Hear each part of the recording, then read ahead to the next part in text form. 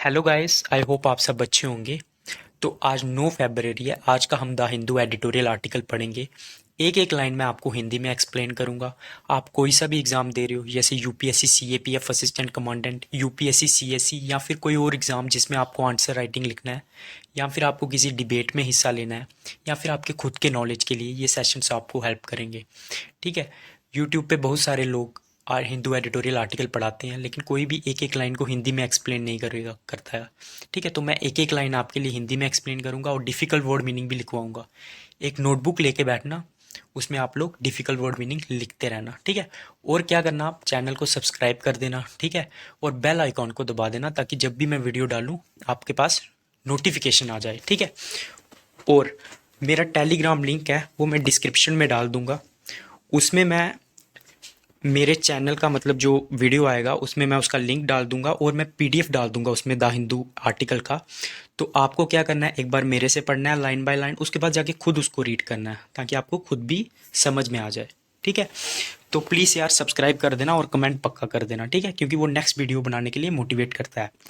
तो अभी हम लोग आज का एडिटोरियल स्टार्ट करते हैं। The lesson from a court appointment drama. तो मतलब क्या हो रहा है ना, अभी जो जजिस का अपॉइंटमेंट है ना, उस पर विवाद चल रहा है। इसके रिलेटेड कम से कम पिछले 2-3 महीने में 5-6 आर्टिकल आ चुके हैं, क्योंकि गवर्नमेंट और जुडिशियरी में काफ़ी ज़्यादा मतलब चल रही है कि कौन अपॉइंट करेगा जजिस को। ठीक है। तो 2-3 आर्टिकल मैं पहले भी पढ़ा चुका हूँ इसके रिलेटेड, तो ये क्वेश्चन आपको एग्जाम में आ सकता है आंसर राइटिंग के रिलेटेड। ठीक है। तो अभी हम लोग स्टार्ट करते हैं कि हमें क्या लेसन लेना चाहिए जो ड्रामा चल रहा है कि कौन अपॉइंट करेगा कोर्ट अपॉइंटमेंट। तो अभी हम लोग इसको पढ़ते हैं। The recent war of votes between the higher judiciary and the political executive have has revolved around the question of who has the power to appoint judges to the High Court and the Supreme Court. तो क्या हो रहा है ना, अभी जो मतलब war चल रही है, वॉर ऑफ वोट्स, मतलब बहस हो रही है हायर जुडिशियरी और पॉलिटिकल एग्जीक्यूटिव मतलब गवर्नमेंट में, कि किसके पास पावर है जजिस को अपॉइंट करने की, सुप्रीम कोर्ट और हाई कोर्ट के। ठीक है। Under the collegium system. Collegium system क्या है, ये 1993 में आया था। इसके थ्रू क्या है ना, जो जजिस है ना वो खुद अपॉइंट करते हैं दूसरे जजिस को। ठीक है। तो अब यही लिखा हुआ है इसको, under the collegian system itself is a product of 1993 judgment of the Supreme Court. These three senior most judges of the Supreme Court make recommendation for the appointment to the High Court, while the government may provide inputs and ask for reconsideration. If a recommendation is reiterated, then formally government is bound to accept it. तो क्या है ना, जो ये collegium system है इसके according क्या होता है, जो तीन मतलब सीनियर मोस्ट जजेस होते हैं ऑफ द सुप्रीम कोर्ट के, वो रिकमेंडेशन करते हैं हाई कोर्ट के जजेस के अपॉइंटमेंट के लिए। ठीक है। और जो गवर्नमेंट होती है ना, वो भी अपने इनपुट दे सकती है, मतलब अपने विचार रख सकती है। एंड आस्क फॉर रिकन्सिडरेशन, और रिकन्सिडरेशन के लिए भी बोल सकती है कि इसको रिकन्सिडर करो। If A recommendation is reiterated, reiterated का मीनिंग लिखिए। रिटरेटेड का मतलब होता है बार बार दोहराना। मतलब अगर सुप्रीम कोर्ट बोलेगा कि नहीं, हम रिकन्सिडर नहीं करेंगे, हमें इसी को बनाना है, मतलब जिसको उन्होंने अपॉइंट करना होगा, तो then formally the government is bound to accept it. Formally मतलब ऑफिशियली। तो फिर बाद में क्या है, गवर्नमेंट को एक्सेप्ट करना ही पड़ता है। ठीक है। तो मतलब ज़्यादा पावर किसके पास है, जजिस के पास, कोलेजियम सिस्टम के पास, मतलब जुडिशियरी के पास। उसके बाद the now well known controversy around the appointment of L G Victoria Gowri to the Madras high court saw a reversal pattern of this. अभी जो लेटेस्ट अपॉइंटमेंट हुआ है ना एल विक्टोरिया गौरी का मद्रास हाई कोर्ट में, उसमें मतलब इसके रिवर्सल में कुछ हुआ। मतलब जैसा पैटर्न है ना ये, कि सुप्रीम मतलब जो जुडिशियल सिस्टम है वो रिकमेंड करता है किसको अपॉइंट करना है, और फिर गवर्नमेंट उसमें अपने इनपुट दे सकती है। लेकिन अगर सुप्रीम कोर्ट चाहेगा, जुडिशियरी चाहेगी, तो फिर वो गवर्नमेंट को मानना ही पड़ता है। ठीक है। लेकिन थोड़ा सा रिवर्सल पैटर्न भी देखा गया। अभी जो एल विक्टोरिया है ना, उसको मद्रास हाई कोर्ट में जज बनाया गया।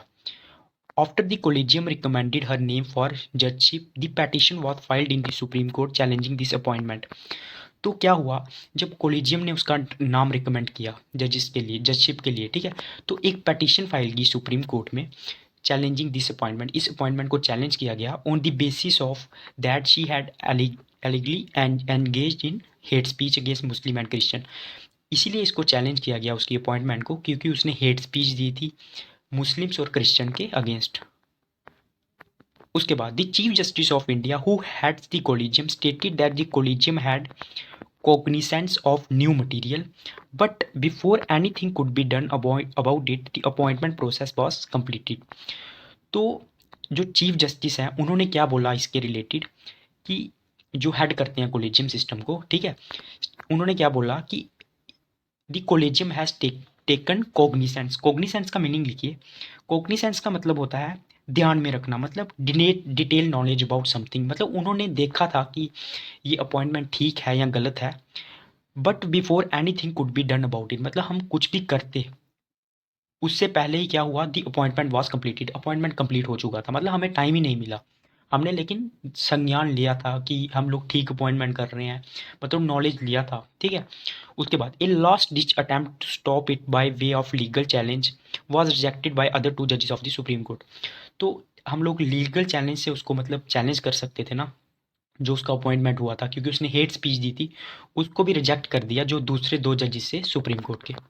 उसके बाद the problem of opacity. Opacity क्या होती है, अस्पष्टता, मतलब अनक्लियरेंस, मतलब क्लियर ना होना कोई चीज़, ठीक है। तो इसकी प्रॉब्लम क्या है हमारे सिस्टम में, the controversy indicates that certain continuing structural problems with the process of judicial appointment. तो ये क्या बताता है, ओपेसिटी मतलब अस्पष्टता, हम क्लियर नहीं है।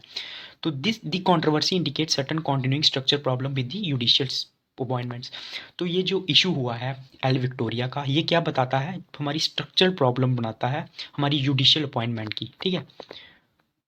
उसके बाद the first problem is opacity. पहली प्रॉब्लम क्या है, ओपेसिटी, मतलब हम क्लियर ही नहीं है, ठीक है। The functioning of the collegium can be contrasted with judicial appointments in other democratic countries such as United States, South Africa और केनिया। तो जैसे हमारा मतलब कोलेजियम सिस्टम के थ्रू हम लोग अपॉइंट करते हैं ना जजिस, ये एकदम अलग है जैसे अदर डेमोक्रेटिक कंट्रीज हैं, जैसे यूनाइटेड स्टेट्स, साउथ अफ्रीका और केनिया। इन सब कंट्रीज में अलग तरीके से अपॉइंटमेंट होती है, ठीक है। While the specific process are different they are all open. मतलब सब में स्पेसिफिक जो मतलब प्रोसेस है वो सब में अलग अलग है, मतलब जो मेन प्रोसेस है, लेकिन ये सब क्या है, ओपन है। In each of the jurisdictions, the names of the judicial candidates are publicly known before the formal commencement of the selection process. Commencement का मतलब क्या होता है, स्टार्ट होना। तो इनमें क्या होता है ना, जो भी मतलब जुडिशियल कैंडिडेट अपॉइंट होना होता है ना, उसका नाम पहले ही पब्लिक को बता दिया जाता है सिलेक्शन प्रोसेस स्टार्ट होने से पहले ही, before the formal commencement of the selection process. In such a scenario, facts such as MS Victoria Gauri statements would inevitably come to light and would be known to the selection bodies.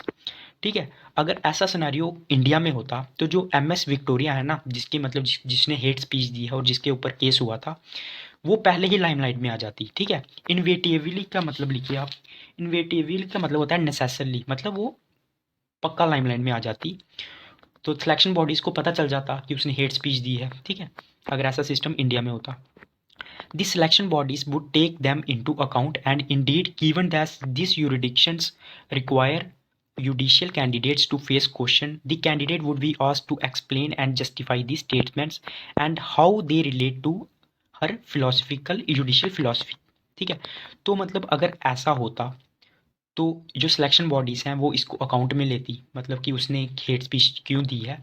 And Indeed मतलब और क्या होता, given that this jurisdictions require judicial candidate to face question. अगर हमारे system में भी ऐसा होता कि हम मतलब जो जुडिशियल कैंडिडेट है जिसका अपॉइंट करना है उसके ऊपर उसको क्वेश्चन पूछे जाते, the candidate would be asked to explain and justify the statement. और जो भी उसने स्टेटमेंट दी है, हेट स्पीच दी है, उसको पूछा जाता कि भाई तूने ऐसी स्टेटमेंट क्यों दी है, and how they relate to her judicial philosophy, मतलब जो उसकी जुडिशियल फिलॉसफी है ये उससे कैसे रिलेट करती है ये हेट स्पीच।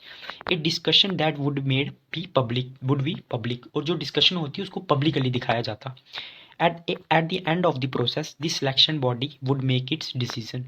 तो उसके बाद जो सिलेक्शन बॉडी है वो डिसीजन लेती। तो ऐसा कहाँ होता है प्रोसेस, साउथ अफ्रीका में, इंडिया में नहीं होता है, लेकिन ऐसा होना चाहिए।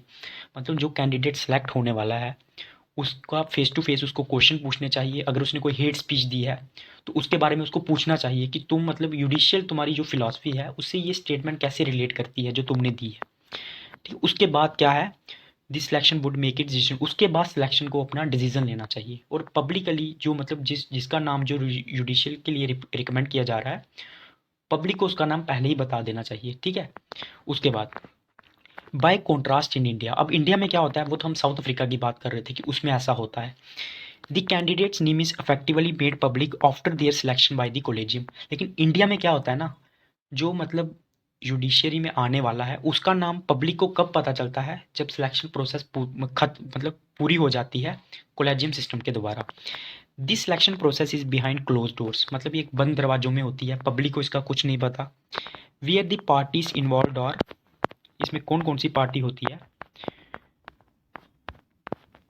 दी कोलेजियम, एक तो कोलेजियम हो गई मतलब जुडिशरी हो गई, सुप्रीम कोर्ट के जजेस हो गए, मैंने आपको पहले ही बता दिया, एंड दी गवर्नमेंट, और गवर्नमेंट भी होती है through the international bureau, through the intelligence bureau, मतलब इंटेलिजेंस ब्यूरो के थ्रू वो अपनी रिकमेंडेशन देती है।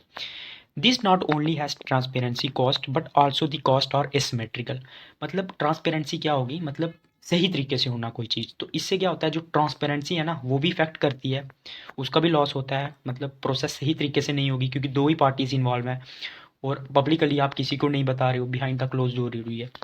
उसके बाद बट आल्सो द कॉस्ट और एसिमेट्रिकल, मतलब और क्या है, मतलब दो पहलू होते हैं, असिमेट्रिकल मतलब दो पहलू होना और दोनों अलग अलग होना, तो मतलब और भी बहुत सारा नुकसान है इसका।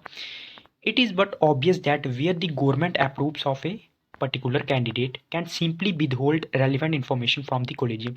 लेकिन ये सबको पता है कि जब जो गवर्नमेंट है वो अप्रूव करेगी किसी कैंडिडेट को, ठीक है, मतलब अभी कोलेजियम सिस्टम ने रिकमेंड किया, उसके बाद गवर्नमेंट अप्रूव कर रही है, तो उसके बाद क्या होगा, can simply withhold relevant information from the collegium. तो जो कोलेजियम सिस्टम होगा ना उससे वो क्या करेगी, रेलिवेंट इन्फॉर्मेशन छिपा देगी उस कैंडिडेट के बारे में जिसको उसने अप्रूव किया है। Indeed this is only possible implication from the chief justice observation about the allegations of hate speech.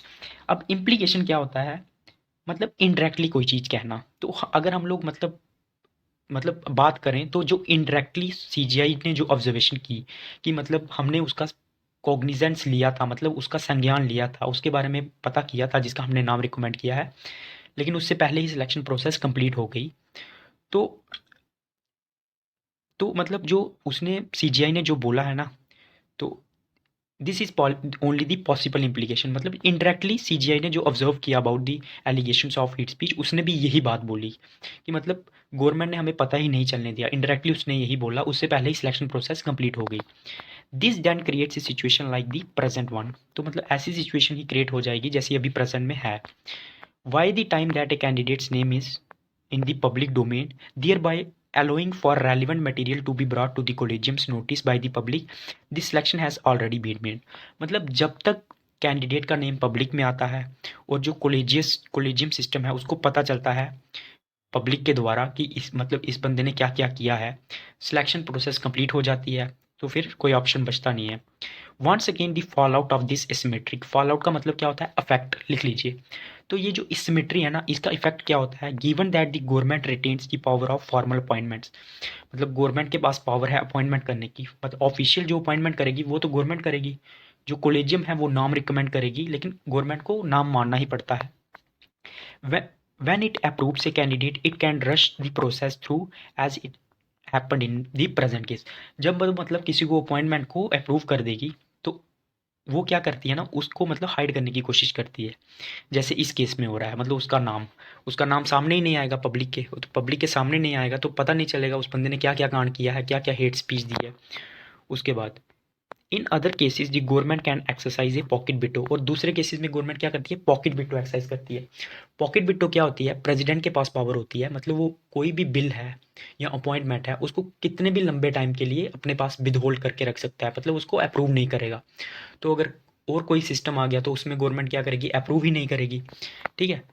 उसके बाद which it has also been done with respect to the Madras high court, और मद्रास हाई कोर्ट के मामले में भी उसने बहुत बार ऐसा किया है। उसके बाद वाई रिफ्यूजिंग टू अपॉइंट ए जज in the teeth of N express direction by the collegium, मतलब क्या करता है, रिफ्यूज कर देता है अपॉइंटमेंट करने के लिए, मतलब उसको विदहोल्ड कर देगा पॉकेट विटो का यूज करके, in the teeth of N express direction by the collegium, जो कोलेजियम ने मतलब उसको डायरेक्शन दी है इसको अपॉइंटमेंट करने की, किसी जजिस को अपॉइंटमेंट करने की, उसको नहीं करेगा, रिफ्यूज कर देगा, मतलब पॉकेट विटो का यूज करेगा। उसके बाद ए जेनस फेस्ड कोलिजियम, अब जेनस फेस्ड क्या होता है ना, जेनस फेस्ड होता है हैविंग टू फेसेस, मतलब जिसके दो चेहरे होना, ठीक है। अब देखते हैं इस हेडिंग में इसके अंदर क्या है। The above issue heads directly into the second problem, मतलब जो पहला इशू है उससे ही दूसरी प्रॉब्लम स्टार्ट हो जाती है। पहला इशू क्या है, मैं आपको एक बार रिवाइज करवा देता हूँ। पहला इशू क्या है ना, जो मतलब अपॉइंटमेंट है ना जजेस की, वो क्या होती है, बिहाइंड द डोर होती है। उसमें सिर्फ गवर्नमेंट इन्वॉल्व होती है और कोलिजियम सिस्टम इन्वॉल्व होता है, मतलब जुडिशियरी। तो लोगों को पता ही नहीं चलता कि कौन बंदा जज बन के आने वाला है, ठीक है। तो पता नहीं चलेगा तो जो पोल कैसे खुलेगी उस आदमी की, उसने हेट स्पीचेस दी होंगी, कुछ भी किया होगा, वो लोगों को पता ही नहीं चलेगा। तो ये फर्स्ट प्रॉब्लम है कोलेजियम की। उसके बाद सेकंड प्रॉब्लम क्या है, once a collegium recommendations has been made, the only way of contesting it through a legal challenge. जब एक बार कोलेजियम सिस्टम ने अपनी रिकमेंडेशन कर दी तो उसको आप एक ही तरीके से चैलेंज कर सकते हो, लीगल तरीके से, ठीक है। How ever that challenge must be before the supreme court itself. तो वो चैलेंज किसके पास आएगा, सुप्रीम कोर्ट के पास ही आएगा, ठीक है।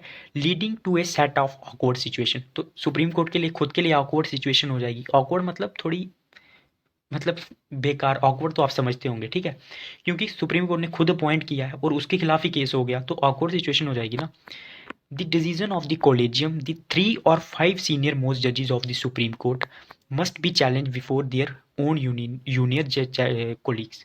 तो मतलब क्या है, जो 3 या फिर 5 जजेस हैं सुप्रीम कोर्ट के, जिन्होंने मतलब रिकमेंडेशन की है, must be challenge before their own, मतलब उन्हीं के खिलाफ, उन्होंने जो रिकमेंडेशन की है उसी को चैलेंज करना पड़ेगा। उन चैलेंज हो जाएगा उनके जो सीनियर जजेस हैं, ठीक है। And these colleagues will be assigned the case by the CGI, और उनको केस कौन देगा, वो खुद जो CGI, who is himself the head of the collegium, जो खुद कोलिजियम सिस्टम का जो हेड होता है, ठीक है। While technically in recommending a name, the collegium act as a administrative body. अब कोलिजियम एक एडमिनिस्ट्रेटिव बॉडी होगी ना जब वो रिकमेंड करती है, ठीक है। And all administrative decision are open to judicial review, और कोई भी अगर एडमिनिस्ट्रेटिव डिसीजन होता है, मतलब अगर गवर्नमेंट की तरह कोई डिसीजन लेती है कोई बॉडी, तो वो जुडिशियल रिव्यू मतलब कोर्ट में जा सकता है, ठीक है। उसके बाद in practice one can immediately see the problem with जजेस being asked to sit in the judgement over their own senior colleagues. तो मतलब कोई भी आदमी ये देख सकता है कि जो मतलब जो जूनियर जजेस हैं वो मतलब जो सुप्रीम कोर्ट के, वो जो हायर जजेस हैं उन जिन्होंने जो रिकमेंडेशन दी है उनके खिलाफ, मतलब वो उनके केस को लड़ रहे हैं, मतलब उनके केस को देख रहे हैं। तो इसमें प्रॉब्लम है ना, मतलब जो रिकमेंडेशन हायर जजेस ने दी है उन उसी उन्हीं के खिलाफ केस हुआ है और उन्हीं के जूनियर जजेस उस केस को देख रहे हैं। तो इसमें प्रॉब्लम ही है ना, कोई भी इसको देख सकता है, इसका मतलब ये है। The problem was evident during the hearing where both judges exhibited repeatedly discomfort. Exhibitive का क्या मतलब होता है, दिखाना। तो ये प्रॉब्लम अभी भी दिखी गई जो ये वाली हियरिंग हुई, ठीक है। तो इसमें जो दोनों जजेस थे ना, उन्होंने क्या डिस्कम्फर्ट दिखाया उन्होंने, with being asked to sit on the judgement over the collegium's recommendation. मतलब उन्होंने डिस्कम्फर्ट दिखाया जब उनको क्वेश्चन पूछा गया अवर दी कोलेजियम रिकमेंडेशन, ठीक है, जो उनके सीनियर मोस्ट जजेस ने ही दी थी। And insisted that the collegium system must have been aware of all facts when it mades his recommendation. और उन्होंने क्या कहा कि जो कोलेजियम सिस्टम है ना, उसको क्या करना चाहिए, अवेयर होना चाहिए हर एक फैक्ट के, when it made it's recommendation, जब वो रिकमेंडेशन देता है किसी को जज बनाने के लिए, ठीक है। In spite of the, now with standing का मतलब होता है इन स्पाइट ऑफ, मतलब के बावजूद, the CJI's public observation to the contrary. लेकिन जो सीजीआई थे, चीफ जस्टिस ऑफ इंडिया, उनकी पब्लिक ऑब्जर्वेशन क्या थी, उन्होंने बोला था कि हमने को मतलब संज्ञान लिया था। मैंने आपको पहले ही बोला ना कॉन्जिगेंस का मीनिंग, कि मतलब अंडरस्टैंड करना, नॉलेज होना, जिसको हम लोग अपॉइंट कर रहे हैं उसको अपॉइंट करने से पहले। उन्होंने बोला हमें नॉलेज था लेकिन उससे पहले ही अपॉइंटमेंट पूरी हो गई थी, ठीक है। लेकिन इन्होंने क्या बोला कि हमें, इन्होंने कोलेजियम सिस्टम को क्या बोला कि कोई भी रिकमेंडेशन से पहले उसको अवेयर होना चाहिए हर चीज़ के बारे में। तो इसके अपोजिट बोला जो सीजीआई ने बोला था, it not it need not be this way. तो जरूरी नहीं है कि ऐसे ही होनी चाहिए रिक्रूटमेंट प्रोसेस जजेस की। Consider the case of South Africa, हम लोग साउथ अफ्रीका का केस ले सकते हैं, where proceedings of the judicial appointment commission have been subjected to judicial review. तो वहाँ पे कोलेजियम सिस्टम नहीं है, वहाँ पे क्या है, जुडिशियल अपॉइंटमेंट कमीशन है, एक अलग से इंडिपेंडेंट बॉडी है। और अगर उसने कोई रिकमेंडेशन देता है, वो जजेस को अपॉइंट करता है, तो वो जुडिशियल रिव्यू के लिए जा सकता है। And where the courts have directed the commission to make their deliberations public. और वहाँ पे जो कोर्ट है उन्होंने क्या बोला है, जो कमीशन अपॉइंटमेंट करता है जजेस का, कि आपके जितने भी, मतलब आप अपॉइंटमेंट करते हो या फिर जितने भी आप डिस्कशन करते हो, वो पब्लिक को पता होनी चाहिए। डेलिब्रेशंस पब्लिक, डेलिब्रेशंस मतलब क्या होता है, जितनी भी आप डिस्कशन करते हो वो पब्लिक को पता होनी चाहिए। इंडिया में ऐसा बिल्कुल नहीं होता है, इंडिया में एकदम क्लोज डोर में अपॉइंटमेंट होती है, ठीक है। तो देख रहे हो ना, कंपैरिजन चल रहा है, आंसर राइटिंग देखने लिखने में कितना मजा आएगा ना आपको, वही मैं बोल रहा हूँ। This is not to suggest that the South African appointment process is perfect. ठीक है, तो हम ये इसीलिए नहीं बोल रहे हैं कि मतलब साउथ अफ्रीका की जो रिक्रूटमेंट प्रोसेस है वो परफेक्ट है। What what does exist is a system of checks and balances, लेकिन वहाँ पे थोड़ा चेक और बैलेंस बना रहता है, क्योंकि एक अलग से बॉडी है अपॉइंटमेंट करने के लिए जजेस से, कोर्ट अलग से काम करती है, गवर्नमेंट अलग से काम करती है, इससे थोड़ा बैलेंस बना रहता है और चेक भी रहता है एक दूसरे पे। At the heart of which are the values of transparency and publicity. इससे क्या होता है, ट्रांसपेरेंसी भी बनी रहती है, मतलब सब कुछ सही तरीके से होता है और पब्लिकली होता है। ठीक है, मतलब पब्लिक से कुछ छुपाया नहीं जाता है। And this can only happens if there is a degree of separation between the judicial appointment commission and the court.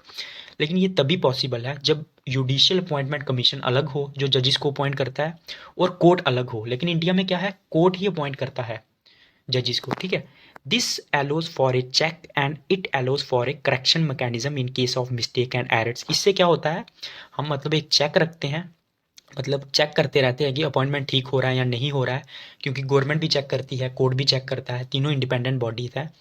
और इससे क्या होता है, कोई भी अगर मिस्टेक और एरर होता है ना, उसका करेक्टिव मैकेनिज्म मतलब पता चल जाता है। Because to error is human, क्योंकि ह्यूमन जो है वो एरर करता ही रहता है, गलती करता ही रहता है। When however the appointment body the collegium the body for the constitution of benches CJI's office and the judicial review body the supreme court are all effectively one and the same. तो क्या है, जो appointment करती है, जो मतलब collegium system है, जो मतलब कॉन्स्टिट्यूशन बॉडी है सीजीआई ऑफिस की, जिसके सीजीआई जिसको लीड करते हैं, और जो जुडिशियली रिव्यू बॉडी है, मतलब जो केस को रिव्यू करती है, दोनों ही सेम है। ठीक है, मतलब सुप्रीम कोर्ट ने अपॉइंट किया कोलिजियम सिस्टम के थ्रू जजिस को, फिर उनके खिलाफ केस हुआ, वो केस भी सुप्रीम कोर्ट ही देखेगी, और all effectively one and the same. तो ये एक ही सिस्टम हो गया दोनों का, but trying to play different and functionally independent role. लेकिन दोनों क्या अलग अलग रोल प्ले करने की जरूरत, मतलब कोशिश कर रहे हैं। असिमेट्री का मतलब बताया था ना मैंने। करेक्शन बिकम्स वेरी डिफिकल्ट, इससे क्या होगा, कभी भी करेक्ट रिक्रूटमेंट नहीं होगी, मतलब ट्रांसपेरेंसी नहीं होगी। उसके बाद furthermore, the judges insisted that the only question they could consider in judicial review was L. Victoria Gowrie's eligibility and suitability। तो जब केस हुआ, मतलब एल गोरिया का जो केस हुआ था, उस उन पे जब केस हुआ, उन्होंने हेट स्पीच दी थी, जो जो जजेस थे उन्होंने क्या बोला, हम सिर्फ एलिजिबिलिटी पे बात करेंगे कि मतलब वो जज बनने के लिए एलिजिबल है या नहीं, सूटेबिलिटी पे बात नहीं करेंगे। मतलब उन्होंने कोई हेट स्पीच दी है तो मतलब वो सूटेबल है कि नहीं, उस पर बात नहीं करेंगे, हम सिर्फ ऑफिशियली बात करेंगे कि वो एलिजिबल है या नहीं है। Living aside the question of whether alleged hate speech is a question of suitability और नॉट। उन्होंने इस बात को छोड़ दिया कि जो मतलब क्वेश्चन है सूटेबिलिटी का, मतलब हेट स्पीच का, वो suitability is a question of suitability और एलिजिबिलिटी, मतलब जो उन्होंने हेट स्पीच दी है वो सूटेबिलिटी का क्वेश्चन है या फिर एलिजिबिलिटी का क्वेश्चन है। And this is a correct position, but once again it depends on the question of suitability have been fully considered during the election process। लेकिन जब इलेक्शन प्रोसेस होती है ना, तब हम लोग बात करते हैं सूटेबिलिटी की, कि उसने हेट स्पीच दी है, उसको वोट नहीं देंगे, उसको इलेक्शन में खड़ा नहीं होना चाहिए, गवर्नमेंट खुद बोलती है या सुप्रीम कोर्ट खुद बोलता है, लेकिन अब बात नहीं करेंगे। ठीक है, we therefore return to the problematic structure opacity of the collegium। तो हम क्या है, अभी बात करते हैं किसकी, जो स्ट्रक्चरल ओपेसिटी है, अस्पष्टता है कोलिजियम सिस्टम की, and how it benefits the political executive. जो गवर्नमेंट है उसको इससे कैसे फ़ायदा मिलता है। आपको पता है गवर्नमेंट बहुत सारा इंटरफेयर करती है जुडिशियल प्रोसेस में, because the proceedings are opaque, मतलब जो प्रोसीडिंग्स है वो अनक्लियर होती हैं, स्पष्ट नहीं होती हैं, ओपेक होती हैं। And the only other party is the government, और जो दूसरी पार्टी है, एक तो कोलिजियम है मतलब सुप्रीम कोर्ट जुडिशियल सिस्टम, और दूसरी गवर्नमेंट है। The government can influence the material on the basis of which the collegium determined suitability. तो गवर्नमेंट खुद तय करेगी, क्योंकि गवर्नमेंट दो ही पार्टीज हैं इसमें, तो गवर्नमेंट तय कर सकती है कि कौन सी चीज़ सूटेबिलिटी को डिटरमाइन करेगी। ठीक है, हेट स्पीच क्या सूटेबिलिटी में आती है। And once the collegium has made its determination, मतलब एक बार कोलिजियम ने कुछ तय कर लिया, and the names are public, और अपने नाम दे दिए कि हम लोग इनको अपॉइंटमेंट करना चाहते हैं, allowing for further material to come out, the question of suitability has been foreclosed. Foreclose का मतलब होता है खत्म होना, मतलब उसके बाद आप लोग सूटेबिलिटी कोई भी ऐसा क्वेश्चन नहीं पूछ सकते कि ये बंदा सूटेबल है जज बनने के या नहीं, आप लोग ये क्वेश्चन नहीं कर सकते। It should immediately obvious that this is severely detrimental to judicial independence. Severely का मतलब क्या होता है, कठोर, ठीक है, मतलब गंभीर। और डेट्रीमेंटल का क्या होता है, डेट्रीमेंटल का मीनिंग लिखिए हार्मफुल। तो ये मतलब जो जुडिशियल को इंडिपेंडेंस दी गई है ना, उसके लिए हार्मफुल है, ठीक है, क्योंकि एक बार उसने रिकमेंडेशन कर दी, उसके बाद कोई देखने वाला नहीं है। उसके बाद the root of the problem, मतलब जो प्रॉब्लम है उसकी जड़ क्या है, ये हम लोग पढ़ेंगे। The judicial order dismissing the challenges to Miss M S Victoria's appointment was the chronicle of failure foretold. Chronicle का मतलब क्या होता है, हिस्ट्री, और फोर टोल्ड का क्या होता है, मतलब बार बार बताते रहना। तो ये जो डिसमिसल हुआ है ना, मतलब जो एम एस विक्टोरिया का केस हुआ था, उसने हेट स्पीच दी थी, तो उसको क्वेश्चन किया गया कि उसको जज नहीं बनाना चाहिए, उसको डिसमिस कर दिया जुडिशियल ने। Was the chronicle of A failure four told. तो मतलब ये क्या है ना, हिस्ट्री में हमें मतलब बार बार बताया जा रहा है, मतलब ऐसा ही होता है। Once the collegium recommendation was is, एक बार मतलब कोलिजियम ने अपनी रिकमेंडेशन दे दी, it was obvious that for the reasons explained above there would be no going back. तो एक बार उसने रिकमेंडेशन दे दी, उसके बाद वो वापस नहीं होगी। And there would be no going back regardless of the desires and motivation of the individual actors involve. चाहे इंडिविजुअल लोग जितनी भी कोशिश कर लें, उसके बाद कुछ नहीं होने वाला है, ठीक है। तो ये सबसे बड़ी प्रॉब्लम है। But taking a step back from the specific actors in this drama, it is important to locate the roots of the problem in the structure of the judicial appointment process. हमने अब ये तो देख लिया कि मतलब कैसे जो मतलब इंडिविजुअल हैं उनको सेटबैक मिल गया, मतलब उनका कुछ नहीं हुआ, उन्होंने जो केस किया था। अब हम देखते हैं कि मेन जो प्रॉब्लम क्या है हमारे स्ट्रक्चर में, ठीक है, जुडिशियल अपॉइंटमेंट की, ठीक है। अब ये भी बताया उसने, the appointment structure is problematic both in principle but also because it symmetrically benefits to the political executive. Problem इसीलिए है क्योंकि इसके प्रिंसिपल में तो प्रॉब्लम है ही, मतलब रूल्स में तो प्रॉब्लम है ही, और इसमें प्रॉब्लम क्या है, ये बेनिफिट भी करता है पॉलिटिकल एग्जीक्यूटिव को, मतलब गवर्नमेंट को, क्योंकि गवर्नमेंट का बहुत सारा इन्वॉल्वमेंट रहता है इसके। When L Victoria गौरीज case is a stock example of this asymmetry. और जो ये इसका केस हुआ है ना, ये इस मतलब इसकी सबसे बड़ी एग्जांपल है। स्टॉक एग्जांपल मतलब मेन एग्जांपल है एसिमेट्री की। असिमेट्री क्या है, मतलब दोनों को फायदा होता है, ठीक है, दो पहलू होना किसी चीज की। द प्रॉब्लम डज नॉट, मतलब कोर्ट को भी पावर मिलता है और गवर्नमेंट भी इसका फायदा लेती है। What we need is an appointment process that genuinely safeguard judicially independence. तो हमें एक ऐसी अपॉइंटमेंट की प्रोसेस की जरूरत है जिससे जो जुडिशियली इंडिपेंडेंट है ना, प्रोसेस है ना, मतलब जुडिशियल की इंडिपेंडेंस है वो सेफ रहे फ्रॉम एग्जीक्यूटिव डोमिनेंस, मतलब गवर्नमेंट का ज़्यादा इन्फ्लुएंस ना हो एग्जीक्यूटिव पे, ठीक है। तो आज का ये आर्टिकल था, जिसने भी पूरा देखा है भाई वो पक्का कमेंट करेगा, लाइक करेगा, और टेलीग्राम चैनल को मेरे लॉक कर देना, उसमें मैं पीडीएफ आपको भेज दूंगा। और प्लीज़ यार कमेंट पक्का कर देना, सब्सक्राइब कर देना। जय हिंद।